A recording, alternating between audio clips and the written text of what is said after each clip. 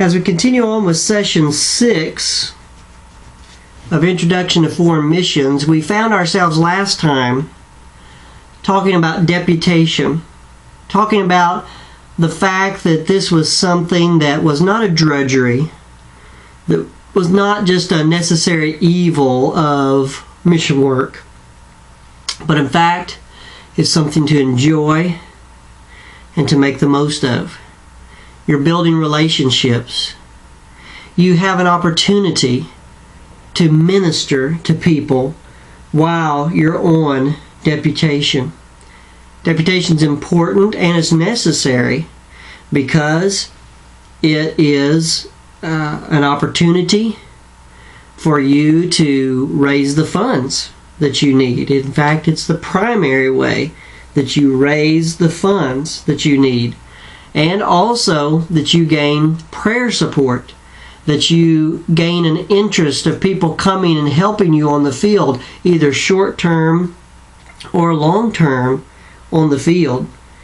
And so all these things make this an important time for you to look at and have the appropriate attitude about, not to feel that, this is something terrible you're going to have to go through, but realize the benefits of it and be excited about the benefits and the opportunities.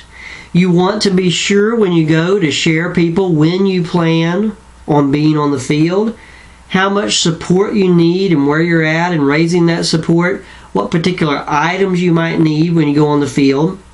You want to be sure to take with you prayer cards, brochures, some type of a visual presentation, either video or PowerPoint, a display that will be attractive, not huge. That's one thing we didn't say last time, but you don't want it to be this huge. Yes, I need 2 8-foot tables. You don't want that. In fact, you want to be able to put it on a small table that you can carry with you. So probably about a 3-foot table that folds up that you can take with you. You want it to be able actually to fit on that as much as possible. Believe you me, there's some places where there's not very much room to set up a display. So you want it to be somewhat compact, but not sparse. And so come up with a good situation there. You get your appointments by starting out with an introductory letter so everybody at least is informed that this is your plan, but predominantly by making phone calls, setting those up with the pastor, and letting him know. And listen, don't be afraid to go to little churches. Don't get in your head that I'm going to find all the really big mission-minded churches that can give me a lot of money, and that's where I'm going to go when I go on deputation. Well, I wouldn't want you to exclude those churches, but I also don't want you to exclude smaller churches that may not be known so much as mission-minded churches. And here's why. Because a lot of those smaller churches could potentially even be greater opportunities in that they might not have their mission budget all tied up. They probably don't have very many missionaries ever come see them, and so by coming to see them, you're kind of like a hero, because you came to them. You didn't look at them as small church. In fact, sometimes when I would call pastor, he would say, "Brother Borland, I would love for you to come. I'm sure our people would be excited to see you, but I need you to understand that we're just a small church, blah, blah, blah." And I'd listen to him, and then I'd say, "Well, Pastor, it's completely up to you. I want to do what you want done, but if the only reason that you think it's probably not a good idea for me to come is just because your church is small and you think that would be a hindrance to me, I want you to know that I don't feel that way at all. If I come and get to speak to your congregation, even though it's a small group, and they'll pray for me, that's what I'm after. That's what I want." And so it's up to you. And sometimes he'd say, "No, I really don't think you should come," and I'm not going to push. But sometimes he'd say, "Well, all right, I just don't want you to waste your time on a small group." And I'd say, "No, I'd be happy to come." And some of those churches, in fact, most of those small churches I went to, took me on for support. And so you just need to realize and understand that it's kind of a myth, the big mission-minded church. It's kind of a myth, and you might go there and get a good offering when you go, but it's harder for them to take you on for support because they've got such a structure and things set up like that. And this small church might get on board with you and be on board with you for years and years and years. So don't exclude one way or the other. God will lead you in these appointments, but don't be afraid to call the small church. So you call, you set the appointment up, and then what you do is a month ahead of time, you send a letter. This is just a letter that says, thank you for setting up the appointment with me. Looking forward to being with you in the church. Here's some information. But it's also a reminder in case the pastor didn't, quite remember. And especially a month ahead of time is about the time for him to start promoting it. Now, a lot of pastors don't do that very well, but if you're going to have a missionary come, you need to promote that that missionary's coming. And a lot of times, a month ahead of time is about the right time. And then you call back 7 to 10 days ahead of time. Again, it's just another reminder, so close that he probably won't forget if he's forgotten the other times. And, this gives you the chance to finalize details and all of that. So all that's important. Now, let's talk about deputation strategy. What strategy do we need to implement that will keep us from crisscrossing all over the United States? You're going to have some times that you can't help that. I mean, sometimes there's an opportunity to go out here. It's a specific time. You really don't have any other appointments out there, but it's a great opportunity. You feel that you need to take advantage of it. Go. And maybe you just fly out for that one opportunity or something like that. But as much as possible, though, you want to avoid that. You want to go visit areas and visit how many ever churches in that area for a certain period of time, and then go visit another area. And you can strategically plan it to where you're back close to home for holidays and other special events, and where you're, if you want to, where you're in warmer climates during the winter. I mean, you can strategically plan it. The biggest thing, of course, needs to be God's leadership. But I mean, you can kind of work out some strategic planning on it that way, and allow yourself to not feel like you're just running, all these thousands of miles like you're chasing your tail or whatever. And also, you have to realize this, that you can't please everybody, and sometimes somebody maybe is going to want you to come and your calendar just doesn't allow for it, or your strategy just doesn't allow for it. It's not one of those appointments that you think, oh man, yeah, I feel God leading me to really take advantage of this. And you don't need to feel like you have to do it. Just say, I'm so sorry, but the way my calendar's set up, I just wouldn't be able to do that. And I hope you guys will pray for us. That's good enough. And if the pastor really believes in you, he'll go back and try to get the church to support you without you coming. And I've had many churches support me that I've never visited before. So you can definitely see that take place. You kind of need to decide what your home base is going to be. You need to have a home base. It might be your current home where you live. That's going to be your home base. You're going to work out of there. But part of home base thinking is what is a number of churches available. For example, if I home based out of Indianapolis right now, well, in the Church of Indiana, there's only about 18 churches and missions altogether, divided by 3. If I went to every one, that would be 6 weeks of deputation. And then even if I broadened it out, to take in the surrounding states where I live, still it's less than 100 churches. And again, if you're trying to make 3 appointments a week, which is what I always try to do, so divide that by 3, that's a little over half a year. So it's possible, But then you got to understand, though, that you're not going to get to go to every church. Some pastors are going to decide not to have you. Some churches, you may have certain reasons that you feel that you don't want to go to that church or shouldn't go to that church. So then the numbers even shrink up a little bit more. So potentially, rather than your current home, you could move to where you're closer to the bulk of churches. Maybe just go ahead and sell your home or end your lease or whatever your current situation is. Move to the other area.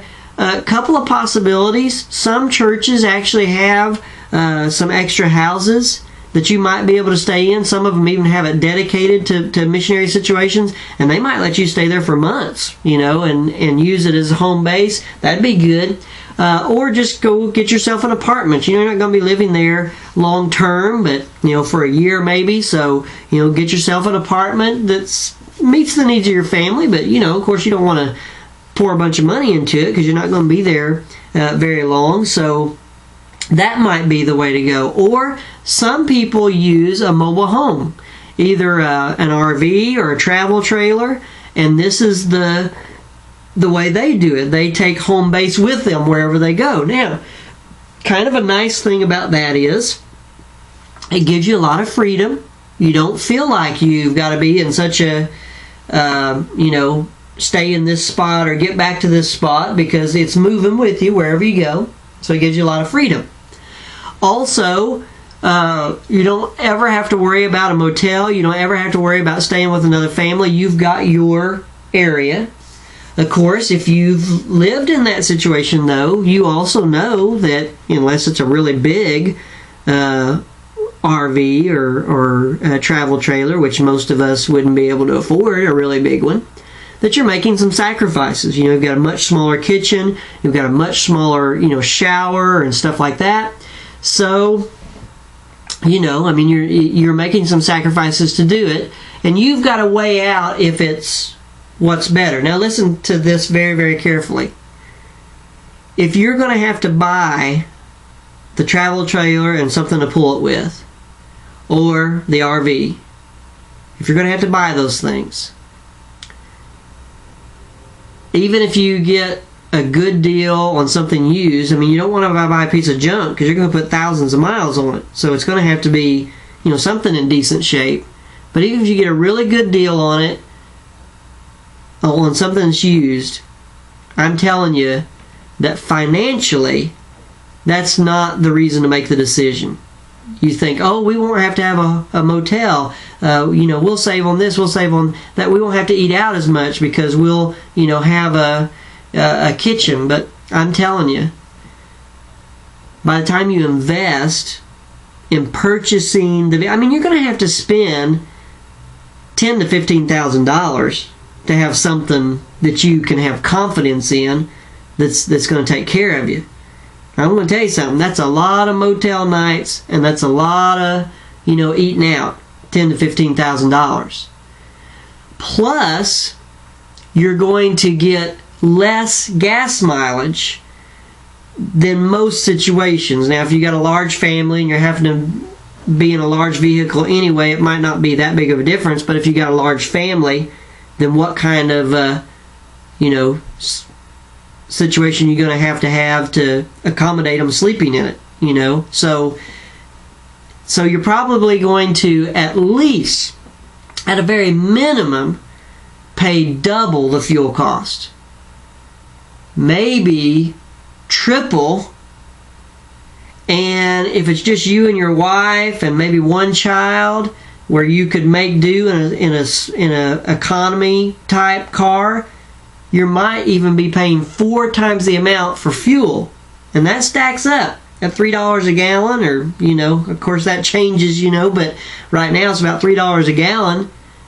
If you're spending, $3 to go 35 miles, or $3 to go 7 miles, it's a big difference. And so, money-wise, it is not a better decision. I've thought through it too much. It's not a better decision financially. You will be cheaper to stay in motels and to eat out and accept the occasional invitation to stay in someone's home than it would be to go the mobile home. Now, but there are some advantages that money can't buy. And some people like that situation because they say it brings stability to their children. They're in the same situation, all the time. And some people say they like that situation because they have privacy. They don't have to worry about, staying with someone. They can always say, no, everything we need's out there and it's easier. And so those are things that have intrinsic value that, it's hard to put a dollar figure on. So that still might be the right thing for you. I'm just saying that if you think it's going to be a big money savings, it's not. And it's going to be some trouble because those things have to be maintained and, you got to have a bigger place to park them. Okay, it's going to cause you some inconvenience. So you've got to weigh all that out before you make that kind of decision. Now, I personally like home base in an area where the bulk of the churches are. I personally like that very much because you can travel out on Sunday or maybe leave Saturday and come back to your home base. You got Monday and Tuesday to do whatever. You travel back out on a Wednesday, come back Wednesday night or the next morning, whatever, depending on how far you went. And see, what I'm trying to say to you is, if home base is anywhere in Arkansas, the last home base I had was in northwest Arkansas, which is actually the least populated area for our churches. And within a 3-hour radius, there were 400 churches within a 3-hour radius. So Arkansas, Texas, East Texas, you are going to be within range of a lot of churches. And that does not mean that you're only going to go to churches in those areas. But it means that you've got the ability to visit a lot of churches. 400 churches within a 3-hour radius, and I was in the least populated. If I had been in Little Rock area, there would have been over 600, well over 600, probably about 800 churches within a 3-hour radius of where I was at if I'd lived in Little Rock. So you can't visit all those churches during your time of deputation. So that'll make it convenient for you. You're always coming back to the same spot. Plus, you have an opportunity. You can still go. Just because you're based in Arkansas doesn't mean you can't go up to the New England states. Doesn't mean you can't go to Florida. You'll make trips like that to these other places, and those will be times that you'll stay in a motel or whatever. But home base like that, it gives you, I think, a lot of stability for your family. The same thing you're trying to achieve by being in a motorhome or a travel trailer, I think it gives you that stability for your family. You're coming back to the same spot. Yes, it is a little bit longer hours on those days, but when you get back to home base, you've got everything there. You've got a place to work. You've got a place to, do things. And for me, it worked better. So you'll have to decide what your strategy is going to be. But a big part of this decision is whether or not your family is going to travel with you. I personally would recommend that.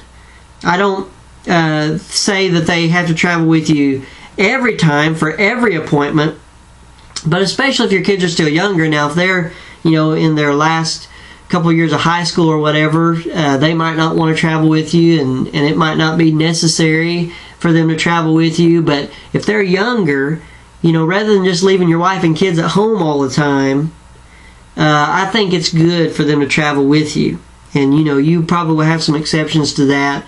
And there's people that would disagree with me. Some people say that your children can be a disadvantage, if they've been traveling and they're grouchy, and so they're not going to be the best behaved. But I still think people like to see your family and like to see your kids, and that's part of the connection. So I personally would recommend that the family go with you, and you're going to have to decide when to go full time. Maybe you can go full time right off the bat. You might have that luxury. Maybe your sponsoring church would say, okay, we're going to put $10,000 in the account so that you and your family can, have money to live off of, and at first we might not be able to guarantee you a full salary, but we'll guarantee you that you're taken care of. Your bills will be paid. You'll have food. We'll cover the travel expenses from here to there. And of course, when you start visiting churches, then offerings will roll in. And so, if you can, that's what I would encourage you to do. Go full-time right away. Now listen, here's the kind of things that's going to hinder you from being able to make that decision is if you got a big bunch of debt that you got to take care of. If you're going to be a missionary, you need to get out of debt, stay out of debt, because it's going to be an albatross around your neck. It's going to be a bad thing. You need to get to where you can do that. So you could start out, and even if the money at first wasn't to where you could have the exact salary you're eventually planning on, you can at least know you're going to be taken care of and that you're going to be provided for. But if that's not possible at first, then and you still need to work, well then what you do is you keep your job and you start going out close by. You go to churches. I mean, you can get a long ways, like if you have the weekends off, you can get a long ways on Saturday to visit a church and visit them. And then the problem that you would have is if you had to be back to work Monday morning, you couldn't be very far away in your evening appointment, to be able to get back. But, there's probably a fairly reasonable amount of churches. And if you could get a base started to where then you could go on full-time deputation, that would be really, really good to do. So you just need to figure out when that time is going to be. And you need to provide for lodging as you go. We've kind of talked about that already with the mobile home. Maybe you could stay in people's homes. Hotels, is an option. Some churches have what they call missionary quarters. We used to call it prophet chambers. But, they have like these missionary quarters where you could stay short time, maybe it'd be different with every church. They might say, a few days or a week or a month, just have to see what their situation is and what they would allow. But you need to think through that, how you're going to handle that. Financial provision for travels, how are you going to do that? Are you going to be operating on cash all the time and then the church reimburses you? Or are you going to be... How are you going to do that? The best way, this is my opinion, the best way is to set up your missions account and get a debit card for that account. And use that debit card for mission expenses. Now, don't ever use it for personal expenses. Don't ever do that. But while you're traveling on appointments, if you have to buy food, then, that's just the meals as part of it. If you have to pay for a hotel, that's part of it. You got to put gas in the tank, that's part of it. And you agree in advance what these expenses are with your sponsoring church. That comes out of the mission account. You've got your personal funds, to buy your own personal stuff. And so a debit card, that way you don't have to worry about, but you got to save every receipt. And then you collect the offerings, and then if you're close enough to your church to take those things to your treasurer, or if not, at least once a month, mail the offerings back to the church treasurer. Now, most offerings you get will be in the form of a check, but if you get cash, of course, you don't want to mail that cash. You'll have to take it and go and get a money order. Some banks, if you have an account there, will give you free, but you can go to Walmart for like 60 cents and get a money order. And you can say, well, where's the money going to come from to pay for the money order? Well, you could deduct it from the cash, but you could also just pay the 60 cents. It's not that big of a deal. And get the money order, stick it in there, so you, with your receipts and your checks, the offerings, and any money order for cash, send that back to the treasurer. Well, they'll be able to get that in the account to replenish, so you got more money to keep going, and you just keep that as a constant system as you go. There's other ways to do it, but I think that's the best way to do it. And so I would encourage you to be sure, though, that you have that lined out before you go, so you know how you're going to handle certain situations. When you arrive for your appointment, what you want to do is be sure to allow enough time to set everything up, including unexpected events, and be done in time to greet people. So I usually think if the pastor will meet me there, or if he'll have someone meet me there, I like to be there an hour early. Now, sometimes you just get into situations where there's a time crunch. Avoid that as much as possible. Sometimes it can't be helped, but there are some people in this world that they're the cause of it, if they would just be diligent to stay on track. And so you want to do that.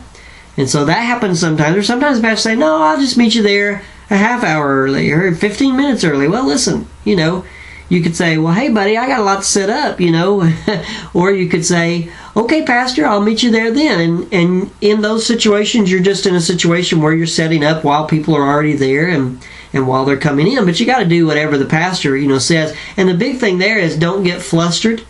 Even if you're having to still do a little setup during the singing. I mean, the pastor puts you in that situation, so you do whatever you need to do.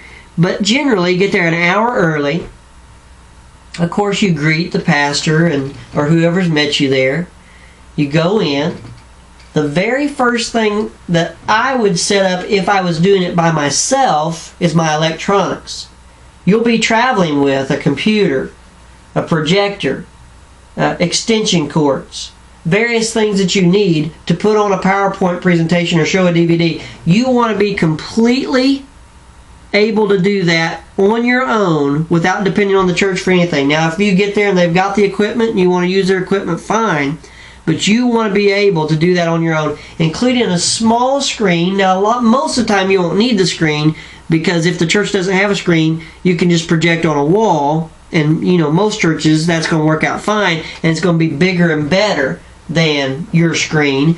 But if that's not possible, you need a small screen to take with you.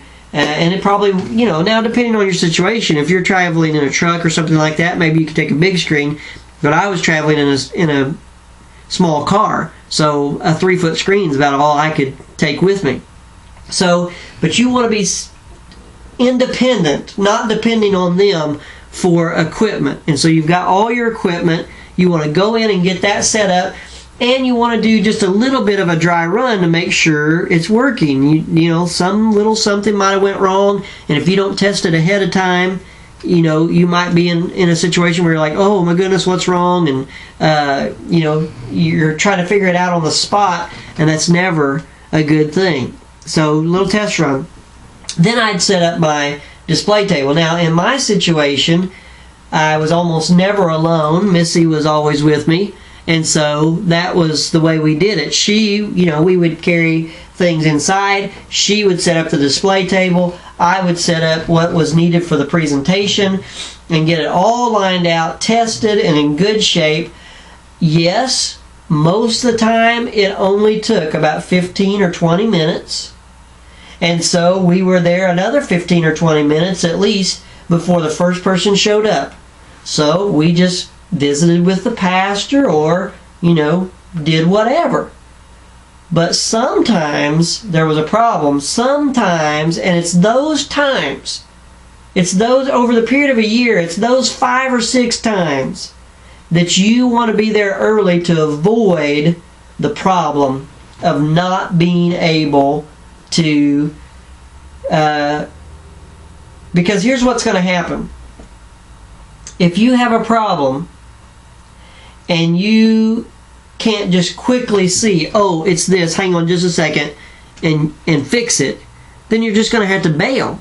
You can't expect people to sit there 5 or 10 minutes while you try to fix whatever. So you're just going to have to bail and say, I'm sorry, I'm having, some technical difficulties, so I'm just going to have to give an oral report, and that's what you're going to have to do. So you're trying to be diligent to avoid that, and just showing up an hour early instead of a half hour early will allow you to do that. It's a worthwhile investment. So you want to try to arrive in time to make sure you get all that set up. And then I was always delighted when we were done before the first person got there, because I wanted to greet people. I didn't want to be up there fiddling around with my machines. I wanted to talk to the people as they came in and answer any questions that they might have, and things of that nature. So you really want to be able to do that. Now, generally, the pastor will let you do whatever you want, generally. But the emphasis should always be on what he wants. Always. So you say, Pastor, what would you like to have me do? Now, I usually would say, normally, I do this. Is there, what would you like to have me do? And the vast majority of the time, he'd say, that sounds great. That's what we'll do.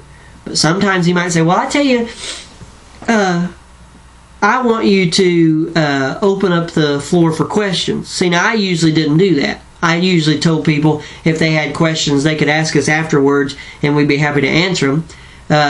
I did that for time sensitivity, and I did that also because sometimes people will ask a question that kind of messes things up instead of helps, and so I just generally didn't take questions.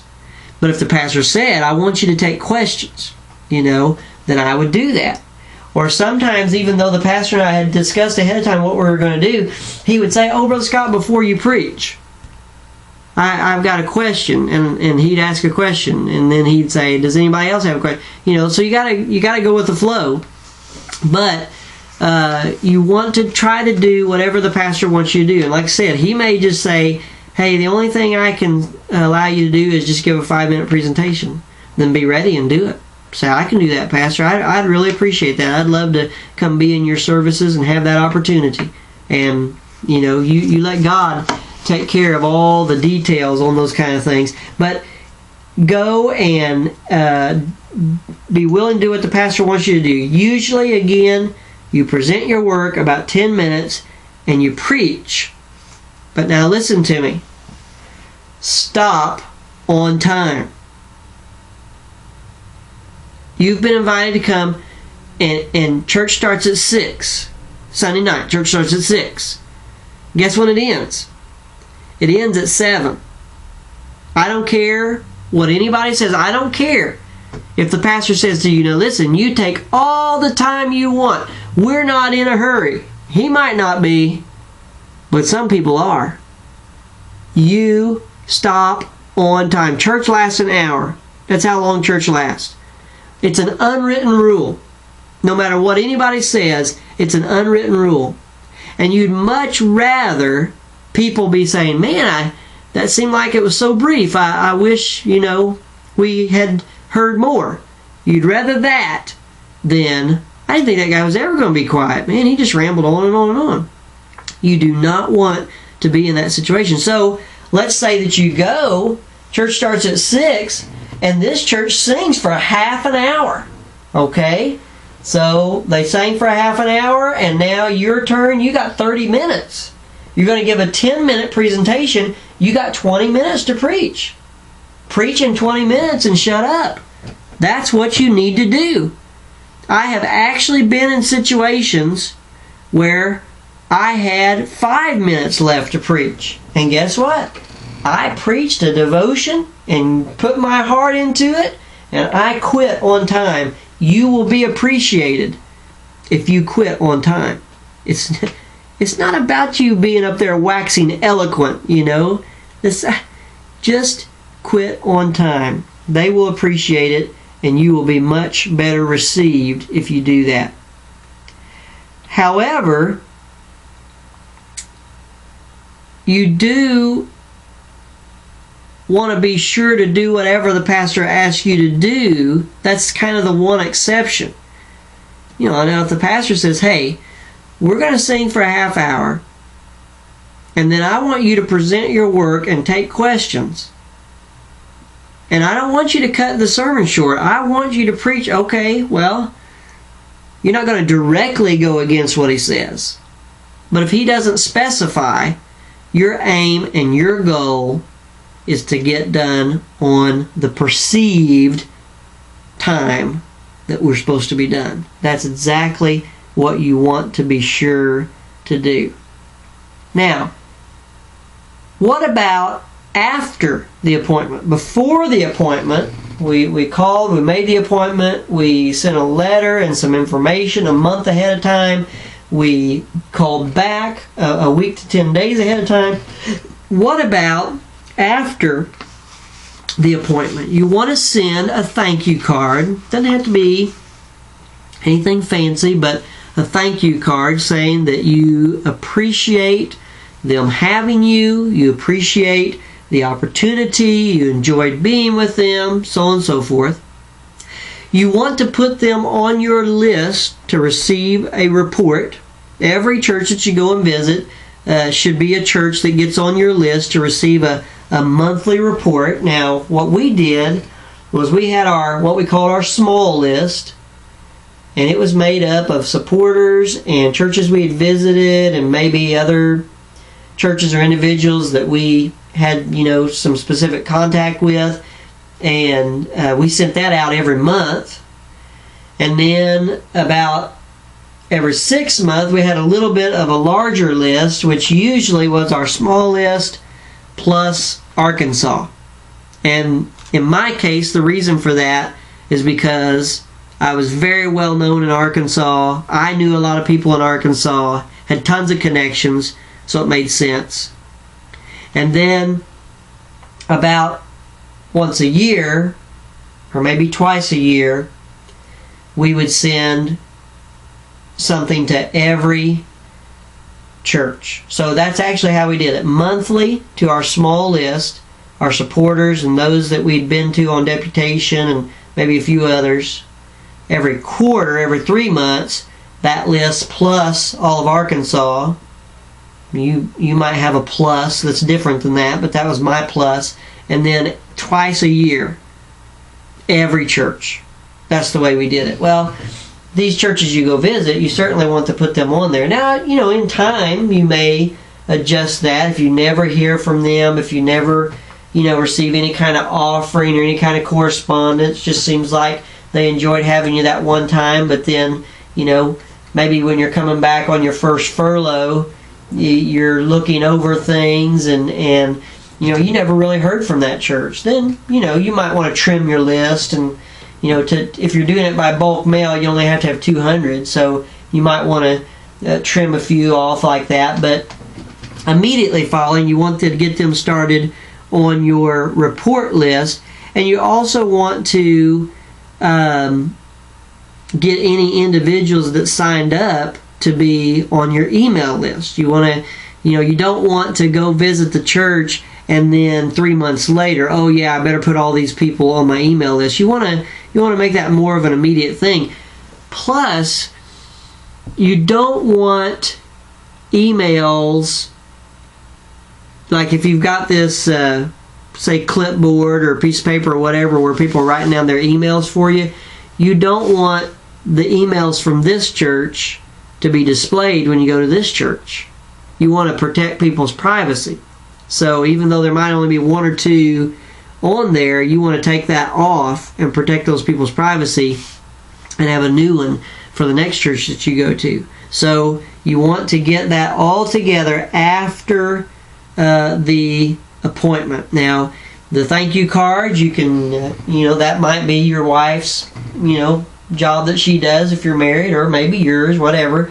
But you want to be sure to get it done quickly. You don't want a long time to pass by. In fact, we did this a lot of times. We had the thank you cards in the car with us, with postage, and we would actually fill it out and drop it in the mailbox before we left town if it wasn't, too difficult to find a place to put it in the mail, or at least as we got back into our town, we would drop it in there. We wanted to stay on top of it, and so whatever system works best for you, but you want to be sure to get that done and taken care of.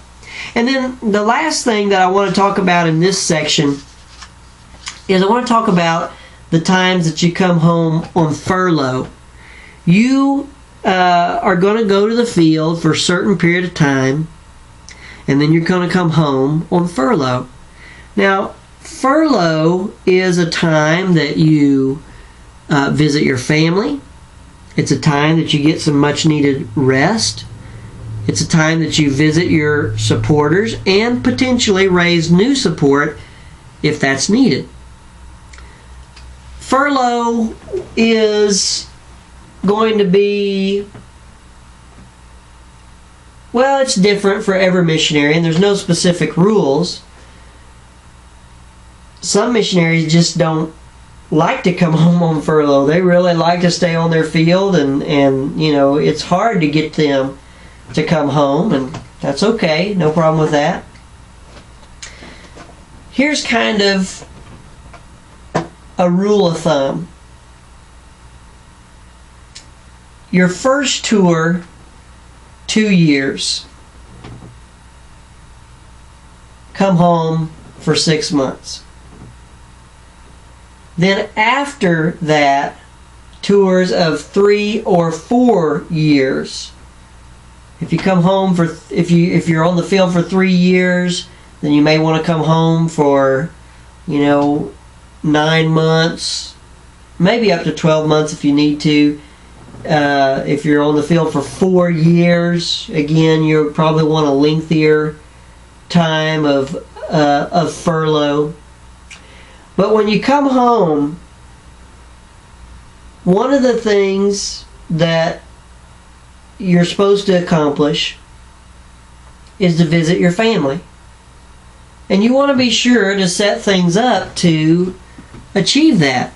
You want to be able to spend that time with them and let them know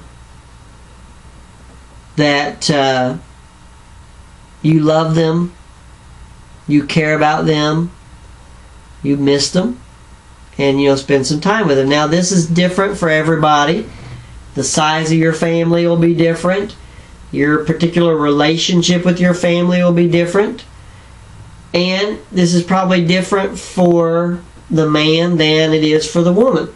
Most men probably after a couple of weeks feel like we've seen everybody, we've talked to everybody, let's get on the move.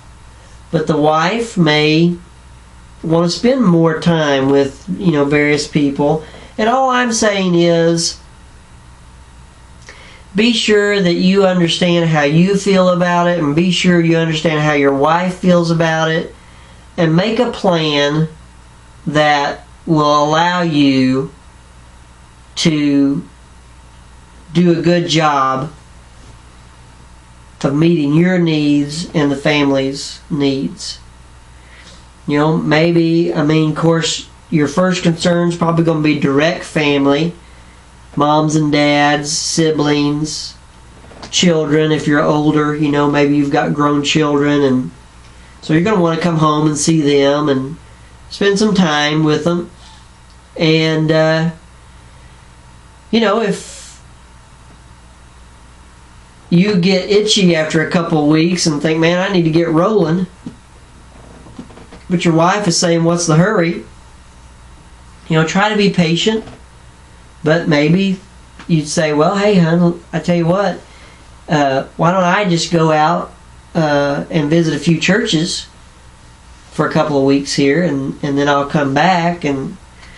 But see, you could set up, to some extent. Well, here's another thing. You are coming home to rest as well. So you need to figure out how you're going to do that, But again, that doesn't mean you're going to be lounging on the beach for 9 months. You're coming home to rest. You might want to go to a special place where you can get away from everything and just rest for a little while. You might want to have that planned in there somewhere. But at the same time, your family is important, but you want to get to visiting your supporting churches. So you might want to come home and just have no plans for a couple of weeks. And then you might want to say, okay, right here where my family is, or if your family is scattered in the different areas where my family is, what churches can I go visit while I'm there? We're going to spend 2 weeks here with my parents, and they live in this area, and I can go visit, these churches while I'm here.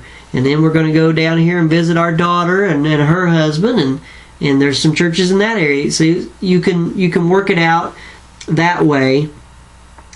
Don't put the pressure on yourself of thinking that you have to visit every single church that supports you. You may or may not be able to do that. If you can, that's wonderful. That's a fine thing if you can do that. But if you can't, you should not feel like you've done something wrong. I mean, you can only visit the churches that you can visit. And so if you're coming home for 6 months and you got 60 churches to visit, you can't do it. It's not possible. And you don't need to feel the pressure of saying, well, I'm just going to fill up all my appointments. No, have some time off.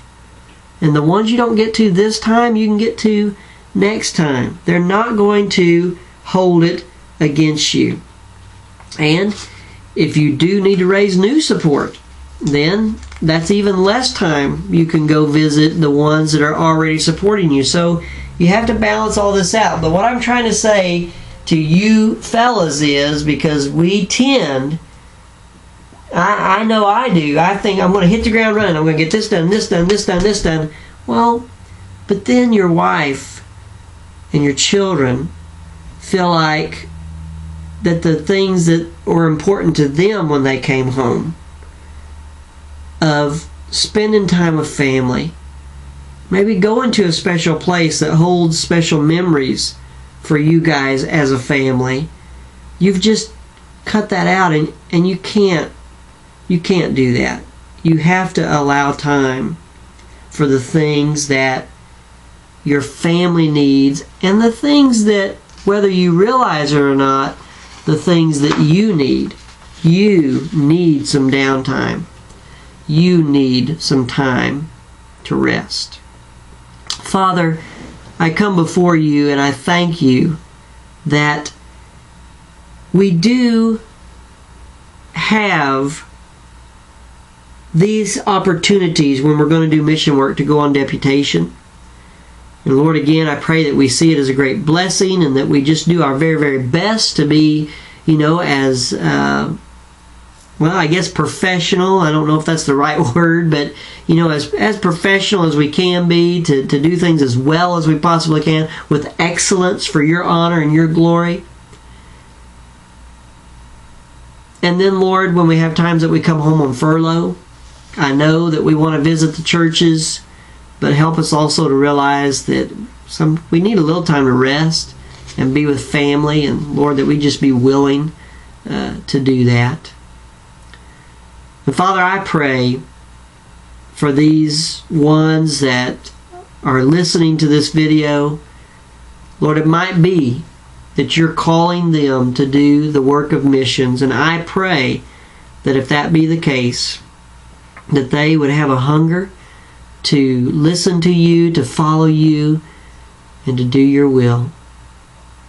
If it's not their calling, that they would have such an appreciation for what foreign missionaries do, that they'd be one of the leaders in their church of making sure that the missionaries and what they do is held up in high esteem. We pray and ask this in Jesus' name. Amen.